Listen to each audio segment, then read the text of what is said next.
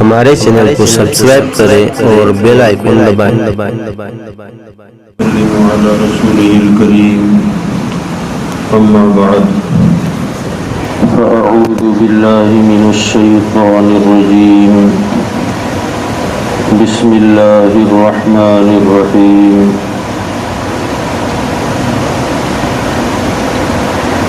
بإذنه وسراجا منيرا صدق الله مولانا العلي العظيم وبلغنا رسوله النبي الأمين المتين الكريم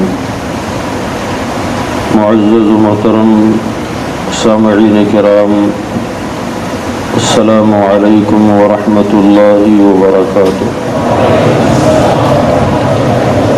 ان اللہ وملائکته يصلون على النبي يا أيها الذين آمنوا صلوا عليه وسلموا تسليما اللهم صل على سيدنا ونبينا مولانا محمد وعلى آله وبارك وسلم صلاة وسلاما عليك يا سيدي يا رسول الله صلى الله تعالى عليه وسلم۔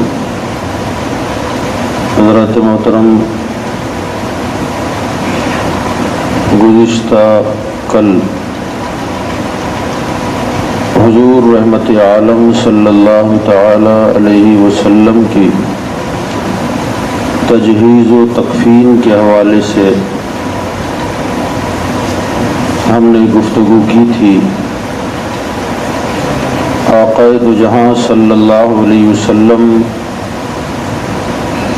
کا وصال پاک ہوا اور آپ کو حجرہ عائشہ میں دفن کیا گیا۔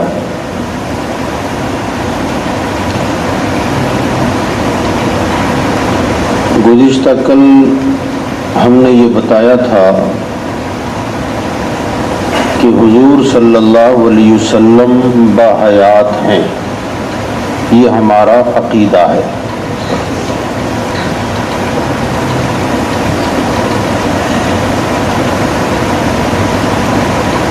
آقا کریم صلی اللہ علیہ وسلم کو موت آئی ہے مگر وہ مردہ نہیں ہے، کیونکہ موت آنا اور ہے اور کسی کا مر جانا اور ہے۔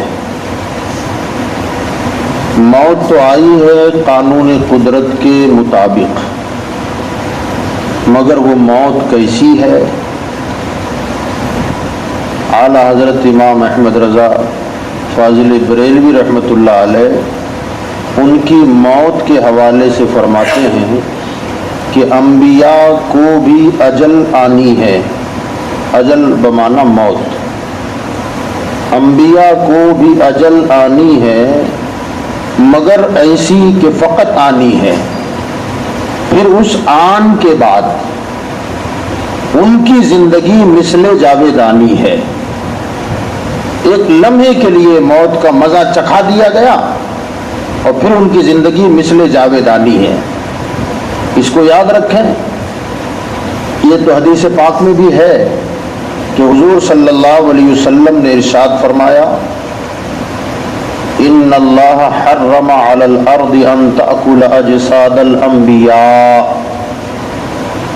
سرکار مدینہ صلی اللہ علیہ وسلم فرماتے ہیں کہ اللہ تعالی نے زمین پر حرام کر دیا ہے کہ وہ نبیوں کے جسموں کو کھائے۔ فنبی اللہ حی یرزق، بس انبیاء زندہ ہیں،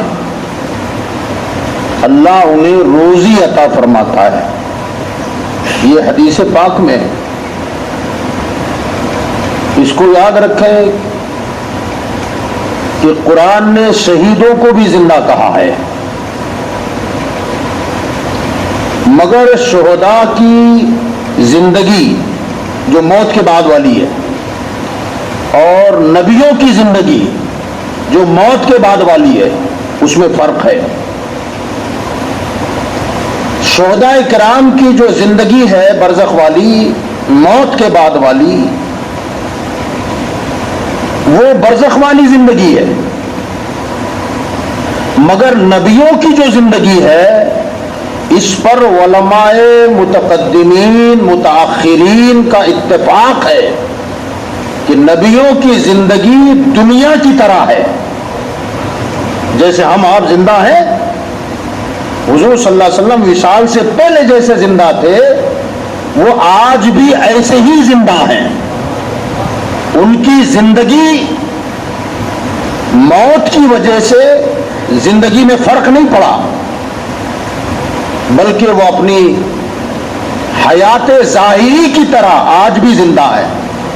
شاہ عبداللہ محدث دہلوی ہیں، شاہ ولی اللہ صاحب ہیں، امام اعظم ابو حنیفہ ہیں، امام شافعی ہیں، امام مالک ہیں، امام احمد ابن حنبل ہیں، یہ جتنے علماء ہیں یہ سب کا اس بات پر متفقہ فیصلہ ہے کہ وہ حیات دنیوی کی طرح آج بھی زندہ ہیں۔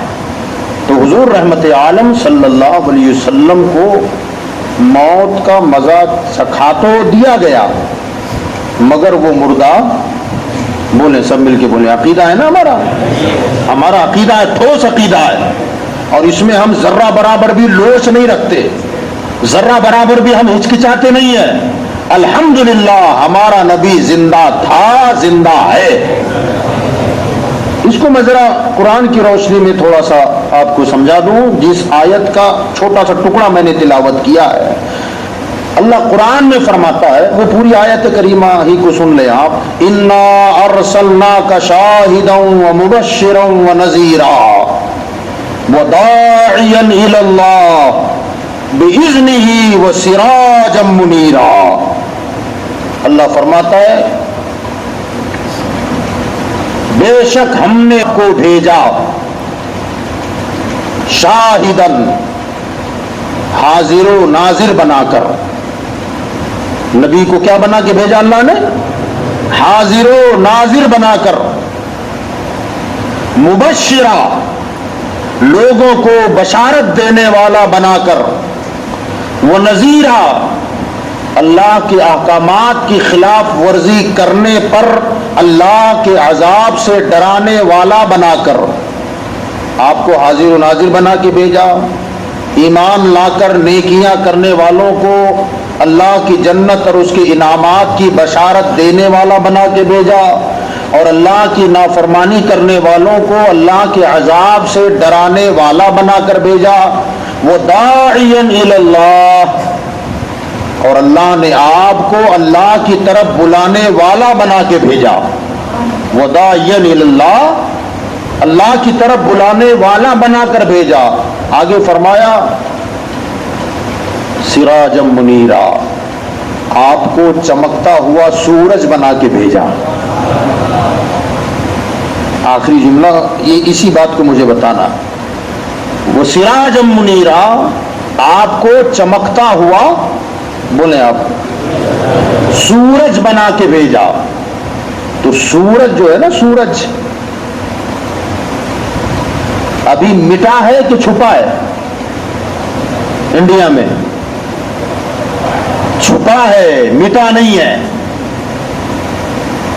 وہ کہیں چھپا ہے، مگر ایسا نہیں کہ چھپ ہی گیا ہے، وہ کہیں تو جلوہ دکھا رہا ہے، کہیں تو نور بکھیر رہا ہے، کہیں تو روشنی پھیلا رہا ہے، اور جب ادھر سے چھپے گا تو ادھر جلوہ دکھا دے گا۔ تو 63 سال مصطفیٰ نے اس دنیا کو اپنے نور سے منور کیا، اور جب وقت آ گیا تو وہ مٹے نہیں ہے، کیونکہ اللہ فرماتا مصطفیٰ تم سورج ہو، وہ مٹے نہیں ہے، وہ دنیا والوں سے چھپے ہیں۔ اب چھپے ہوئے ہیں تو کہیں تو نور برسا رہے ہیں، کہیں تو روشنی بکھیر رہے ہیں۔ اور سبحان اللہ، بڑی پیاری بات ایک مجھے یاد آئی، بادشاہوں میں سے کوئی بادشاہ گزرے ہیں، ان کے محل میں جو روشنی کا انتظام تھا، اب تو الیکٹرانک ہے، اس زمانے میں قندیلوں کے ذریعے چراغوں سے اور مشعلیں جلا کر روشنی کی جاتی تھی۔ وہ بادشاہ اپنے محل میں بیٹھے ہوئے تھے اور رات کا وقت تھا، پورا محل جگمگ جگمگ کر رہا تھا۔ بادشاہ کے محل کی روشنی کا کیا کہنا۔ اچانک طوفانی ہوا چلی اور اتنی تیز آندھی تھی کہ یک بیک سارے محل کی روشنی غائب ہو گئی، سارے چراغ، ساری قندیلیں اور ساری مشعلیں گل ہو گئی، بجھ گئی۔ جب بجھی تو ظاہر بات ہے بادشاہ کا جو عملہ تھا وہ حرکت میں آ گیا اور جلدی جلدی انہوں نے روشنی کرنا شروع کر دیا۔ جو کھڑکیاں کھلی تھیں وہ بند کر کے، دروازے بند کر کے روشنی کرنا شروع کر دیا۔ جب روشنی ہو گئی تو روشنی ہوتے ہی بادشاہ کے وزیر نے دیکھا کہ بادشاہ رو رہا ہے، آنکھ میں آنسو ہیں۔ تو وزیر نے پوچھا کہ بادشاہ سلامت، رو کیوں رہے ہو؟ تو کہا یار ابھی اچانک ایک طوفانی ہوا کا جھونکا آیا جس نے سارے محل کے چراغوں کو بجھا دیا، تو کتنا اندھیرا ہو گیا۔ اس اندھیرے کو دیکھ کر مجھے قبر کا اندھیرا یاد آ گیا۔ دیکھیے بادشاہ بھی تھے تو ایسے تھے، ہمیں تو کبھی قبر کا خیال ہی نہیں آتا۔ اللہ ہمیں قبر کا خیال کرنے کی، اس کی فکر کرنے کی توفیق عطا فرمایا۔ گزشتہ دنوں میں نے تلاوت قرآن پر گفتگو کی تھی آپ کے سامنے۔ حضور صلی اللہ علیہ وسلم نے ایک حدیث میں ارشاد فرمایا کہ لوگوں، دلوں کو بھی زنگ لگ جاتا ہے، دل جو ہے زنگ آلود ہو جاتے ہیں، جیسے لوہے کو پانی لگنے سے زنگ لگتا ہے، کانٹ چڑھ جاتا ہے، ایسے ہی دل بھی زنگ آلود ہو جاتے ہیں، اس کی صفائی کیا کرو۔ صحابہ نے پوچھا یا رسول اللہ دل کی صفائی کیسے ہوگی؟ آقا نے فرمایا تلاوت قرآن اور موت کو کثرت سے یاد کرو، موت کو کثرت سے یاد کرتے رہو اور قرآن کی تلاوت کرتے رہو تو دل صاف ہوتا رہے گا، دل کا میل نکلتا رہے گا۔ تو اللہ ہمیں موت کو یاد کرنے کی توفیق عطا فرمائے، کبھی قبر کا خیال کرنے کی توفیق عطا فرمائے۔ جب موت یاد آتی رہے اور قبر کا خیال آتا رہے نا تو آدمی گناہ سے بھاگتا ہے، ہمت نہیں پڑتی گناہ کرنے کی، نیکیاں کرنے کی کوشش کرتا ہے۔ تو بہرحال اس بادشاہ نے کہا کہ جب محل میں اندھیرا ہوا تو مجھے اچانک قبر کی تاریکی یاد آئی کہ اتنے بڑے محل میں جب اتنا اندھیرا ہے تو 2 گز زمین کے ٹکڑے میں گھپ اندھیرا کیسا خطرناک ہوگا۔ تو وزیر بھی بڑا ہوشیار آدمی تھا، وہ کہنے لگا بادشاہ سلامت، ہمارے آپ کے آقا صلی اللہ علیہ وسلم اس زمین پر کتنے سال رہے؟ تو بادشاہ نے کہا 63 سال۔ تو کہا بادشاہ سلامت اتنی فکر کرنے کی ضرورت نہیں ہے آپ کو۔ کہا کیوں؟ کہا 63 سال جو پیغمبر دنیا میں رہے انہوں نے دنیا میں اتنی روشنی پھیلا دی، اپنے مزار میں تو 1200 سال ہو گئے سو رہے ہیں، آرام کر رہے ہیں، جب زمین پر تھے تو زمین کو منور کر دیا 63 سال میں، تو 1200 سال میں قبر میں کتنا اجالا کر دیا ہوگا، زمین کے اندر کتنی روشنی ہو گئی ہوگی۔ فکر وہ کرے جن کے ہاتھ میں مصطفیٰ کا دامن نہیں ہے، تم نے تو الحمدللہ نبی کا دامن تھاما ہوا ہے۔ تو بہرحال حضور رحمت عالم صلی اللہ تعالی علیہ وآلہ وسلم کے حوالے سے ہمارا عقیدہ ہے مصطفیٰ زندہ ہیں۔ بولیں سب حضور، سب مل کے بولیں حضور زندہ ہیں۔ اگر وہ مر گئے ہوتے نا خدا کی قسم یہ دنیا ہی قائم نہ رہتی، یہ دنیا باقی ہی نہ رہتی۔ اعلیٰ حضرت امام احمد رضا نے کہا تھا کہ وہ جو نہ تھے تو کچھ نہ تھا، وہ جو نہ تھے تو کچھ نہ تھا، وہ جو نہ ہو تو کچھ نہ ہو، جان ہے وہ جہان کی، جان ہے تو جہان ہے۔ بھئی ہم کب تک آدمی ہیں؟ جب تک ہم میں جان ہے، اور جان نکل گئی تو ہمیں آدمی کوئی نہیں کہے گا، لاشا کہا جائے گا، ڈھانچہ کہا جائے گا، میت کہا جائے گا، آدمی نہیں کہا جاتا، کیونکہ جو اصل چیز ہے جان وہ نکل گئی۔ تو ہماری اپنی جان نکلنے سے یہ وجود مردہ ہو جاتا ہے، تو مصطفیٰ کائنات کی جان ہے، حضور پوری دنیا کی جان ہے، تو حضور صلی اللہ علیہ وسلم کا حیات ہونا ضروری ہے۔ حضرت مولا علی شیر خدا رضی اللہ تعالیٰ عنہ روایت فرماتے ہیں کہ حضور صلی اللہ علیہ وسلم کا جب وصال پاک ہوا تو 3 دن کے بعد ایک دیہات سے کوئی بندہ مدینہ میں آیا، اسے پتہ ہی نہیں تھا کہ حضور کا وصال ہوا ہے۔ صاحب تفسیر نصفی نے اس کو اپنی تفسیر کی کتاب میں نقل کیا اس واقعے کو، اور انہوں نے بڑا پھیلا کے نقل کیا، میں مختصر بتا دوں وقت کم ہے۔ وہ بندہ تھا گنہگار، عملی طور پر اس کا عمل ٹھیک ٹھاک نہیں تھا، کبھی کبھی اسے خیال آتا کہ یار توبہ کر لوں اب، مگر دوسرے لمحے خیال آتا کہ اتنے گناہ کر ڈالے اب کیا توبہ بھی قبول ہوگی۔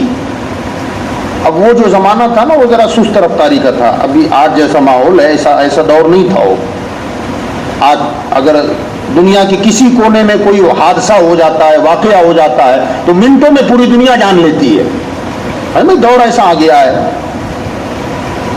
اور وہ زمانہ سست رفتاری کا زمانہ تھا، کوئی واقعہ کسی گاؤں میں ہو جائے نا تو ہفتوں مہینوں لگتے تھے، اس گاؤں سے اس گاؤں، اس گاؤں سے اس گاؤں، دھیرے دھیرے دھیرے دھیرے بات پھیلتی تھی۔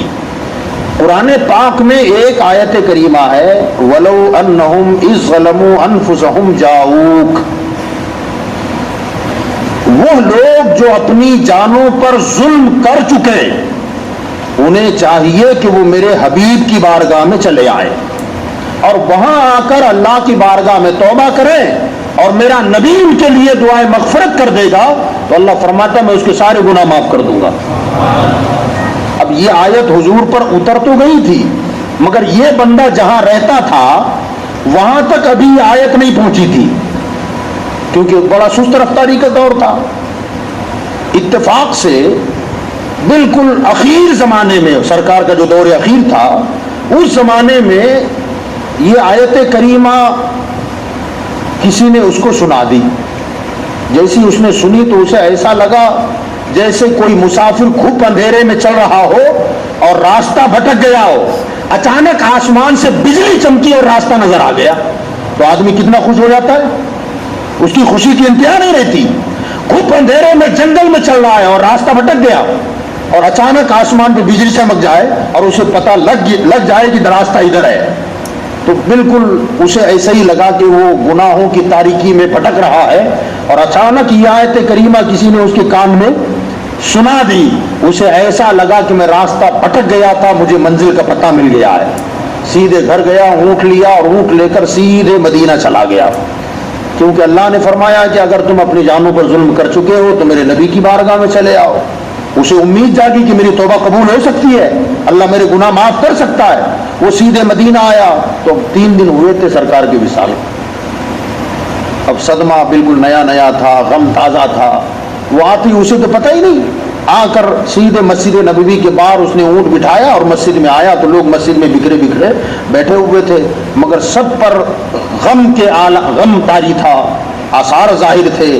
وہ ایک صاحب کے پاس گیا اور جا کر کے کہا کہ اللہ کے رسول کہاں ہیں، امام الانبیاء کہاں ہیں، حسنین کریمین کے جد کریم کہاں ہیں؟ تو جو بھی وہ سرکار کا نام سنتا وہ رونے لگ جاتا، کچھ بولنے کی ہمت اور طاقت نہیں تھی۔ اس نے دیکھا کہ میں حضور کا نام لے رہا ہوں، یہ رو رہے ہیں، تو دوسرے کے پاس چلا گیا، وہاں نام لیا تو وہ رونے لگ گئے، تیسرے کے پاس گیا، وہاں پوچھا حضور کا کہ کہاں ہے سرکار تشریف فرما، تو وہ رونے لگ گئے۔ حضرت ابوبکر صدیق کے پاس گیا اور ان سے پوچھا کہ میں لوگوں سے حضور کا پتہ پوچھ رہا ہوں، کوئی بتانے کے لیے تیار نہیں۔ حضرت ابوبکر صدیق بھی رونے لگے اور کہا کہ کہاں سے آئے ہو؟ کہا میں فلاں گاؤں سے آیا ہوں۔ کہا تو آنے میں بہت دیر تو نے کر دی ہے، کاش کہ 3 دن پہلے آتا تو مصطفیٰ کی ملاقات ہو جاتی۔ سرکار کا وصال ہو گیا، 3 دن ہوئے ہیں اور آج تو آیا ہے۔ اب وہ رونے لگا۔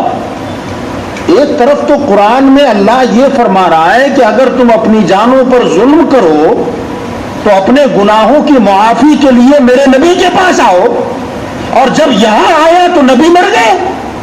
اب وہ دیہاتی آدمی اب وہ سوچنے لگا کہ جب قرآن میں آیت کو اتارنا تھا تو پھر مصطفیٰ کو موت نہیں آنی تھی، اور نبی کو جب موت آنی تھی تو آیت کا اترنا نہیں تھا، تو دونوں میں سے کوئی تو ایک ہوتا۔ مگر ایک طرف تو نبی کو موت بھی آ گئی، اور ادھر قرآن میں اللہ فرما رہا ہے کہ نبی کے پاس آؤ، نبی کے پاس آؤ، جب مر گئے تو پھر آ کے فائدہ کیا؟ یہ طرح طرح کے خیالات وسوسے اس کے دماغ میں آنے لگے۔ بہرحال اس نے حضرت ابو بکر صدیق سے کہا کہ ٹھیک ہے، حضور کا وصال ہو گیا، ان کا مزار کہاں ہے وہ تو بتا دو، تربت رسول کہاں ہے؟ تو آپ نے اشارہ کر دیا کہ اس حجرے میں ہے۔ وہ سیدھے وہاں گیا، حضرت عائشہ نے دروازہ کھلوا دیا، وہ اندر گیا تو مزار رسول سامنے تھا۔ اب وہاں وہ بیٹھ گیا، رونے لگا، وہ مٹی اٹھا کر کبھی بوسہ دیتا ہے، کبھی آنکھوں سے لگاتا ہے، اور یہی بات کہنے لگا ہو کہ آیت جب آپ پر اللہ نے اتاری ہے تو آپ کو موت نہیں آنی چاہیے تھی، اور اگر موت آنی تھی آپ کو تو پھر اس آیت کو اللہ کو اتارنا نہیں چاہیے تھا۔ جب اللہ نے اتارا ہے تو پھر آپ دنیا چھوڑ کے چلے کیسے گئے؟ تو کیا آپ بھی ایسے ہی مر گئے جیسے اور لوگ مرا کرتے؟ میں تو آپ کے پاس اپنے گناہوں کی معافی کے لیے آیا تھا، میری بخشش کے لیے آیا تھا، اب وہ تڑپ کر کے رویا۔ مولا علی شیر خدا کہتے ہیں وہ ایسا تڑپا کہ مزار رسول سے آواز آئی، اے عربی جا، میرے خدا نے تیرے سارے گناہ معاف کر دیے۔ مولا علی شاہد ہے اس بات کے، ابو بکر صدیق گواہ ہیں، دوسرے صحابہ گواہ ہیں۔ 3 دن کے بعد مزار رسول سے آواز آئی اور اس آنے والے کو بخشش کا مژدہ سنایا ہے۔ ذرا بتاؤ، اگر نبی مر گئے تو آواز کس کی تھی؟ ماننا پڑے گا نبی زندہ ہیں، حضور زندہ ہیں۔ یہی بات نہیں، آگے اور چلیں آپ۔ یہ تو 3 دن کی بات ہے۔ حضرت سیدنا ابو بکر صدیق خلیفہ بنے، تقریباً 2.5 سال آپ نے حکومت فرمائی۔ 2.5 سال کے بعد جب آپ کا وصال ہونے لگا تو آپ نے حضرت مولا علی کو بلایا، اور بلانے کے بعد فرمایا کہ اب مجھے لگتا ہے کہ اب میں دنیا میں زندہ نہیں رہ پاؤں گا، جب میرا انتقال ہو جائے تو میں تمہیں وصیت کرتا ہوں کہ اپنے ہاتھوں سے مجھے غسل دینا۔ وجہ بھی بتا دی کہ اس لیے کہ انہی ہاتھوں سے تم نے مصطفیٰ کو غسل دیا ہے، میں چاہتا ہوں کہ انہی ہاتھوں سے مجھے بھی غسل دیا جائے، اور جب غسل دے کر کفنایا جائے، جنازہ پڑھ لیا جائے، تو میری تمنا ہے کہ میں حضور کے پہلو میں دفن ہونا چاہتا ہوں۔ کو کر دیں گے تو کہا نہ ایسا نہیں، تو پھر کہ میرا جنازہ تیار کر کے حضور کے حجرے کے باہر رکھ دینا، اور رکھ کر حضور سے پوچھنا کہ یا رسول اللہ، آپ کا یار غار دروازے پر حاضر ہے، اس کی تمنا ہے کہ وہ آپ کے پہلو میں دفن ہونا چاہتے ہیں، اگر آپ اجازت دیں تو حاضر کریں۔ حضرت علی سے کہتے ہیں اگر حضور اجازت دیں تو مجھے وہاں دفنانا، اور اگر حضور اجازت نہ دیں تو مدینہ کے عام قبرستان میں دفن کر دینا۔ انتقال ہو گیا، تاریخ گواہ ہے، تفاسیر گواہ ہے، اقوال صحابہ گواہ ہیں۔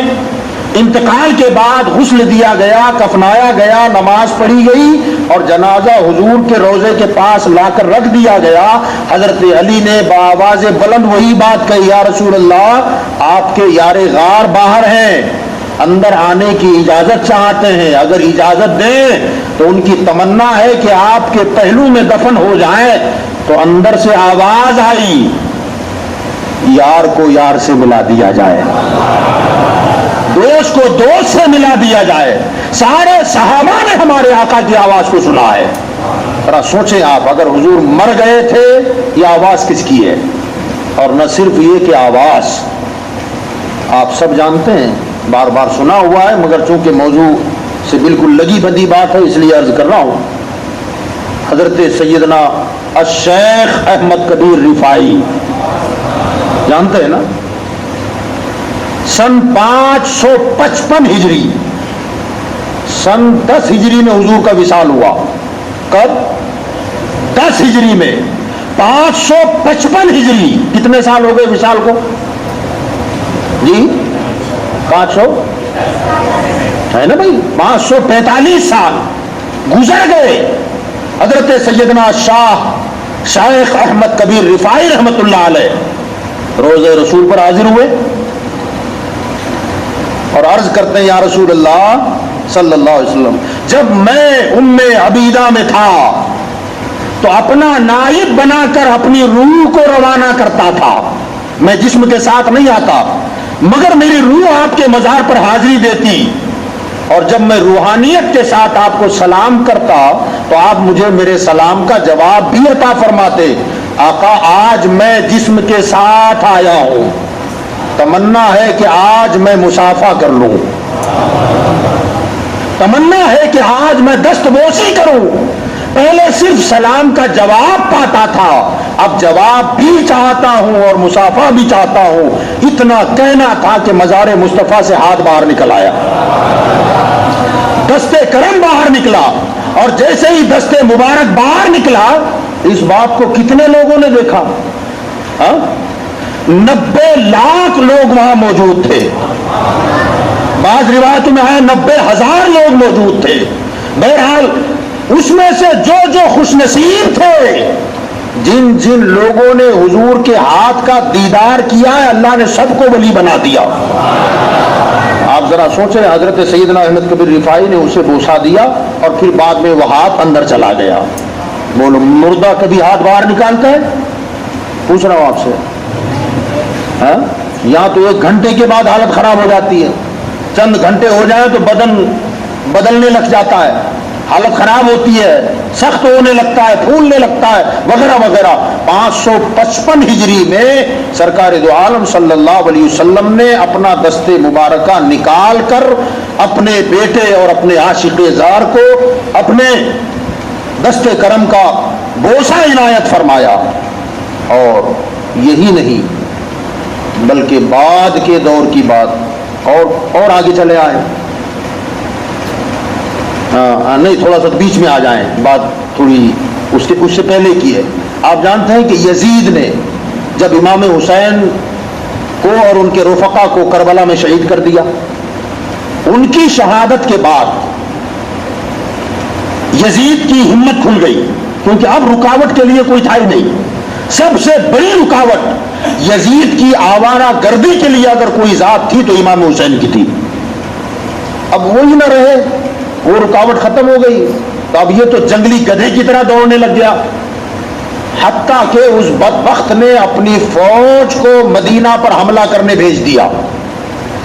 اس کی فوج آئی بھی، مدینہ منورہ پر حملہ کر دیا گیا، تقریباً صحابہ اور تابعین ملا کر 10,000 لوگوں کا قتل عام ہوا، جس میں صحابہ بھی تھے، تابعین بھی تھے۔ 10,000 لوگوں کا قتل ہوا اور بالکل خوف کا عالم تھا۔ اب ظاہر بات ہے، بادشاہی اپنی فوج کسی شہر پر حملہ کرنے کے لیے بھیجے تو ایک شہر کی حالت کیا ہوتی ہے؟ اب سارے لوگ سہمے ہوئے، ڈرے ہوئے۔ وہ اتنا بدبخت اور ظالم ہے یزید، اس ظالم ٹولے نے اور اس کی فوج نے مسجد نبوی میں گھوڑے باندھے، اتنا ظلم اور بربریت تھی اس کی۔ مسجد نبوی میں ان ظالموں نے گھوڑے باندھے، یہاں تک کہ مسجد شریف میں اور منبر پر گھوڑوں کی لید نظر آتی تھی، گوبر، پیشاب۔ 3 دن تک حضور صلی اللہ علیہ وسلم کی مسجد بغیر اذان اور بغیر نماز کے رہی، کسی کی ہمت نہیں تھی کہ کوئی مسجد میں آتا، ڈرے ہوئے لوگ تھے، بلکہ کوئی نظر آ جاتا تو قتل کر دیتے۔ اسی زمانے میں ایک جلیل القدر تابعی ہے حضرت سیدنا سعید ابن مسیب رضی اللہ تعالیٰ، اس کے فوج والوں نے حضرت سعید کو پکڑ لیا، مگر انہوں نے جان بچانے کی خاطر پاگلوں جیسی حرکت کرنا شروع کر دیا، جیسے دیوانہ حرکت کرتا ہے۔ تو یزیدی فوج نے ان کو پاگل سمجھ کے چھوڑ دیا۔ وہ کہتے ہیں جیسے ہی انہوں نے مجھے چھوڑا تو میں سیدھے مسجد میں چلا گیا، اب وہاں ان ظالموں کے گھوڑے بندھے ہوئے تھے، میں اندر چلا آیا۔ اب آج ٹائم دیکھنے کے لیے گھڑیاں ہیں، موبائل ہیں، آپ نماز کا وقت معلوم کریں تو گھڑی دیکھ کر معلوم کر لیتے ہیں۔ اس زمانے میں گھڑیوں کا رواج نہیں تھا، لوگ سورج دیکھتے، ستارے دیکھتے، چاند دیکھتے اور نمازوں کے اوقات کا پتہ لگاتے۔ اب یہ تو اندر آ گئے، جان بچ گئی، لاکھوں پائے۔ جب 3 دن کے بعد اس کے گھوڑے بھی وہاں سے نکالے گئے اور یہ سارا ظلم و ستم کر کے یہ لوگ مکہ کی طرف نکلے نا، تو تب لوگ مسجد میں آئے اور صاف صفائی وغیرہ کیا. تو حضرت سعید ابن مسیب سے لوگوں نے پوچھا کہ آپ کیسے بچے؟ تو انہوں نے وہ سب بتایا کہ میں نے ایسی ایسی حرکت کی. انہوں نے مجھے پاگل سمجھ کے چھوڑ دیا، میں مسجد میں چلا آیا. تو لوگوں نے پوچھا کہ حضرت نماز، یعنی ان لوگوں کو خیال زیادہ نماز ہی کا رہتا تھا. کہ حضرت 3 دن آپ اندر رہے تو چونکہ جب تک باہر نکل کے آسمان کا رنگ نہ دیکھیں ٹائم سمجھ میں نہیں آتا ہے، وقت سمجھ میں نہیں آتا، سورج ستارے وغیرہ دیکھ کر کے ٹائمنگ معلوم کیا جاتا ہے. آپ کی نمازوں کا کیا ہوا کہ آپ باہر نکل کر ٹائم کا پتہ لگاتے تھے؟ فرمایا نہ، مجھے باہر نکلنے کی ضرورت ہی نہیں پڑی. کہ نماز تو الحمدللہ اپنے وقتوں پر نماز پڑھتا رہا. کہ حضور کیسے؟ تو حضرت سعید ابن مسیب فرماتے ہیں کہ جب بھی نماز کا وقت ہوتا تو حضور کے روضے سے اذان کی آواز آتی، اور نہ صرف یہ کہ اذان کی آواز، اذان کے بعد مجھے باقاعدہ اقامت کی آواز آتی اور باقاعدہ جماعت کی آواز آتی. میں اسی جماعت میں شریک ہو کے نماز پڑھتا تھا. پتا چلا حضور صلی اللہ علیہ وسلم آج بھی نمازیں ادا فرما رہے ہیں. تو بولو حضور زندہ ہے کہ نہیں زندہ ہے؟ تو زندہ ہے واللہ، تو زندہ ہے واللہ. میری چشم عالم سے چھپ جانے والے حضرت سیدنا عبد الرحمن ابن جامی، عبد الرحمن جامی رحمت اللہ تعالی علیہ، بڑے عاشق رسول گزرے ہیں عبد الرحمن جامی. مجھے حیرت ہوتی ہے اس بات پر، تبلیغی جماعت وہابی دیوبندی جو حضرات ہیں ان کا عقیدہ یہ ہے کہ حضور زندہ نہیں ہے، مگر ان کی کتاب ہے فضائل اعمال، اس میں یہ واقعہ میں نے خود پڑھا ہے. ہمارا تو عقیدہ ہے ہی ہے، مگر اس میں لکھا ہوا یہ عقیدہ، یہ پورا واقعہ لکھا ہے. سمجھ میں نہیں آتا کہ اپنی کتابوں پر بھی ان کو بھروسہ نہیں ہے. کیا لکھا ہوا ہے کہ حضرت عبد الرحمن جامی رحمت اللہ علیہ حج کے لیے گئے، اور بڑے شاعر تھے یہ فارسی کے، نعتیں بہت پیاری پیاری لکھتے تھے. انہوں نے ایک نعتیہ کلام لکھا تھا اور ان کے دل کی تمنا تھی کہ جب حج میں جاؤں گا اور حج کے بعد جب حضور کے روضے پر آؤں گا نا تو حضور کے مزار پر کھڑے ہو کر یہ نعت پڑھوں گا. کسی کو پتا نہیں، خالی لکھ لی اپنے پاس رکھی، اور دل کی تمنا دل ہی میں ہے، خالی ارادہ کیا ہے کہ ایسا کروں گا. حج میں گئے، حج سے فارغ ہوئے، حاجیوں کے قافلے اب مدینہ کی طرف آنے والے، انہوں نے بھی تیاری کر لی. کہتے ہیں کہ وہاں کے جو شریف مکہ تھے، یعنی مکہ کا جو گورنر تھا، اس کے خواب میں حضور تشریف لائے، اور خواب میں آ کر کہتے ہیں کہ حاجیوں کے قافلے میں عبد الرحمن جامی نام کا ایک شخص ہے، وہ مدینہ آنے کی تیاری کر رہا ہے، اسے مدینہ آنے مت دینا، روک دینا. تو یہ نیند سے بیدار ہوئے، کہا کہ مجھے ایسا خواب کیوں نظر آیا. اٹھے اور اٹھ کر کے انہوں نے وضو وغیرہ کیا اور 2 رکعت نماز پڑھی اور پھر لیٹ گئے. جیسے ہی لیٹے تو پھر دوسری مرتبہ حضور خواب میں آئے. فرمائے میں تجھے کہہ رہا ہوں کہ اسے روک ورنہ نکل جائے گا. تو بادشاہ جلدی سے بیدار ہوا اور اپنے فوجیوں کو بلا کر، بلکہ خود چونکہ حکم ہی مصطفیٰ کا تھا، کیونکہ ہم اور آپ اگر کسی کے خواب میں جائیں تو خواب خواب ہی ہوتا ہے، مگر حضور خواب میں آ جائیں وہ خواب خواب نہیں ہوتا، حقیقت ہوتی ہے. وہ جلدی سے خود دوڑے اور حاجیوں کے پاس جا کر اعلان کروایا کہ بھئی عبد الرحمن نام کا کون شخص ہے؟ اب عبد الرحمن تو بہت تھے. کہ عبد الرحمن جامی کون ہے؟ جامی. تو انہوں نے کہا بھئی میں ہوں جامی، کیا بات ہے؟ تو کہا مدینہ نہیں جا سکتے آپ. تو کہا کیوں؟ اب عاشق کے لیے حج ہو اور مدینہ نہ جائے؟ کیونکہ ہم تو حج بھی کرتے اس لیے ہیں کہ مدینے کی حاضری ہو جائے. اعلیٰ حضرت فاضل بریلوی رحمۃ اللہ علیہ نے کہا ہے نا اس بات کو کہ کعبے کا نام تک نہ لیا طیبہ ہی کہا، پوچھا تھا ہم سے جس نے کہ نہضت کدھر کی ہے. ہم حج کو جانے والے تھے، جب بھی کوئی پوچھتا کہاں جا رہے ہیں تو میں تو یہی کہتا مدینہ جا رہا ہوں، مدینہ جا رہا ہوں. کہا وہ فرماتے ہیں کہ کعبے کا نام تک نہ لیا، طیبہ ہی کہا پوچھا تھا ہم سے جس نے کہ نوزت کدھر کی ہے، کہا مدینہ کیوں کہتے تھے؟ کہتے اس لیے کہ ان کے طفیل حج بھی خدا نے کرا دیا، ان کے طفیل حج بھی خدا نے کرا دیے، اصل مراد حاضری اس پاک در کی ہے۔ اب وہ تو تڑپ گئے، کہا یار یہ کون سی بات ہوگی؟ اب چونکہ گورنر تھے اس وقت تو خاموش رہے، اور گورنر نے آرڈر کر دیا کہ مدینہ نہیں جا سکتے آپ۔ کہا ٹھیک ہے۔ اب یہ جب اپنے ٹھکانے گئے اور جا کر کے لیٹ گئے، سو گئے اپنے گھر جا کر، تو حضرت عبد الرحمن جامی نے کہا کہ یہ تو چلا گیا، چھوڑو اس کو، جو ہوگا دیکھا جائے گا۔ اپنا سامان سمیٹا اور چپکے سے نکل پڑے۔ اب جیسے نکلے نا تو حضور پھر ان کے خواب میں آئے اور آ کر کہا کہ کیا کیا تو نے؟ روکنے کے لیے کہا تھا، کہا حضور روک دیا، کہا رکا نہیں، نکل گیا۔ اب ذرا دیکھیں مکے میں رہنے والے کو پتا نہیں کون نکلا ہے، حضور مدینہ میں تھے مگر جان رہے کون نکلا ہے۔ اب اس نے تو سپاہی دوڑا دیے، کہا پکڑو اس کو۔ اب پکڑ جب گئے سپاہی اور گرفتار کر لیا اور پکڑ کر کے لا کے علامہ جامی رحمۃ اللہ علیہ کو جیل میں ٹھونس دیا۔ اب جیل میں ڈالا، سپاہیوں نے ڈال دیا، بادشاہ پھر سو گیا۔ گورنر جیسی سویا تو حضور پھر خواب میں آئے، مگر اب ذرا جلال میں تھے، غصے میں تھے، اور گورنر سے کہتے ہیں کیا کر دیا؟ کہ حضور روک دیا نا۔ تو کہا رے روکنے کہا تھا، جیل میں ڈال دیا، وہ کوئی مجرم ہے؟ میرا عاشق ہے، جیل سے نکال۔ تو گورنر کہنے لگا حضور جب وہ عاشق ہے تو روکا کیوں جا رہا ہے؟ میں نے تو سمجھا کہ بڑا مجرم ہوگا اس لیے روکا جا رہا ہے، تو میں نے جیل میں ڈال دیا۔ کہا نہ اسے فوراً نکال، وہ کوئی مجرم گنہگار نہیں ہے، میرا عاشق ہے، بس بات روکنے کی یہ ہے کہ وہ ایک نعت لکھ کے لایا ہے اور دل میں اس کے تمنا ہے کہ وہ نعت میرے روزے پر آ کے مجھے سنانے والا ہے، اور وہ نعت ایسی نعت ہے کہ اگر وہ سنا دے گا نا تو میں مزار میں رہ نہیں پاؤں گا، باہر نکل جاؤں گا، اور جب باہر نکلوں گا تو پھر بڑا فتنہ ہو سکتا ہے، بڑا ہنگامہ بپا ہو سکتا ہے، اس لیے روکا ہے۔ تو کہا اچھا یہ بات ہے۔ اب بادشاہ جلدی سے اٹھا، ادھر جیل میں گیا کہ حضور معاف فرمائے، مجھے پتا نہیں آپ اتنی بڑی شان کے مالک ہیں، اتنی گزارش ہے کہ آپ جا سکتے ہیں، مگر کوئی نعت آپ لکھ کے لائے ہو؟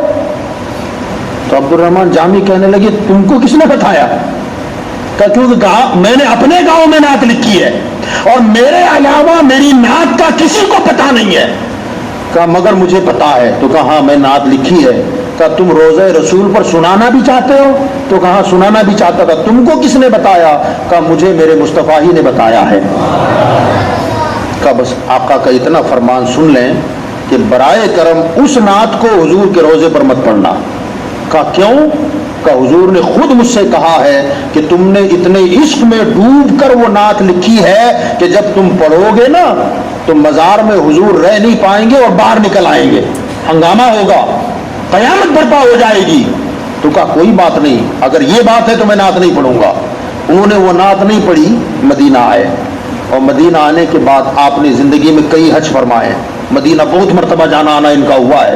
علامہ جامی کا، علامہ جامی خود اس کو لکھتے ہیں کہ میں وہ خوش نصیب ہوں کہ جب بھی میں حضور کے روزے پر سلام رخصت کرنے آتا تھا، واپس گھر کی طرف جب جاتا تو حضور کے روزے پر آ کر آخری سلام جب کرتا تو مزار سے آواز آتی وعلیکم السلام جامی، نام لے کر، اور یہ ہوتا تھا خیریت سے گھر جا پھر آنا۔ کہتے میں بار بار جاتا تھا، ہر بار حضور کہتے خیریت سے جانا پھر آنا، جامی جانا خیریت سے پھر آنا۔